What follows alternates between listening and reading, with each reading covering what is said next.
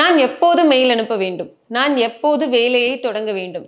நான் எப்போது அவளுக்கு தெரிவிக்க வேண்டும்? இந்த சென்டென்சஸ் நம்ம இங்கிலீஷ்ல எப்படி சொல்லலாம்னு பார்க்கலாம். இந்த சென்டென்சஸ்ல எல்லாமே நான் எப்போ இதை பண்ணணும் அப்படின்னு கேட்குறாங்க. அப்போ நம்ம அது இங்கிலீஷ்ல when should I அப்படின்னு சொல்லுவோம். ஸோ இந்த சென்டென்சஸ் எப்படி கேட்கலான்னு பார்க்கலாம். நான் எப்போது மெயில் அனுப்ப வேண்டும்? அப்போ நான் எப்போது பண்ணணுங்கிறதுக்கு when should I என்னது மெயில் எப்போ அனுப்பணும்னு கேட்குறாங்க. So send the mail. Next நான் எப்போது வேலையை தொடங்க வேண்டும்? அப்போ when should I தொடங்க வேண்டும் அப்படின்னா start the work.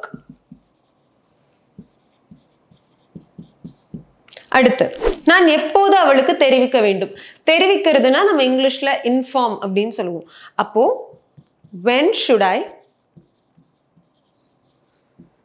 inform her? அவளுக்கு தெரிவிக்க வேண்டும். அதனால when should I inform her?